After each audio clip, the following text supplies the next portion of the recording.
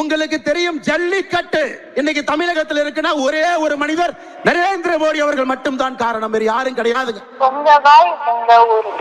நரேந்திர மோடி அவர்கள் மட்டும்தான். நரேந்திர மோடி அவர்கள் மட்டும்தான் காரணம், வேறு யாரும் கிடையாதுங்க.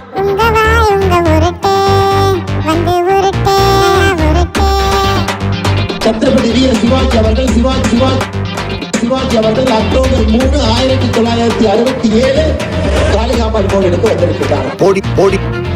மோடி அவர்கள் வந்த பிறகு என்ன சப்போர்ட் தமிழ்நாடுக்கு வேணுமோ பல இடத்துல நம்ம ஆட்சியில் இருக்கோம், பல இடத்துல எதிர்கட்சியா இருக்கும், பல இடத்துல வளர்ந்து கொண்டு இருக்கோம். என்னுடைய லெவல்ல ஒரு மாநில தலைவராக நான் என்ன பேச முடியுமோ அதை பேசிக் கொண்டிருக்கின்றேன்.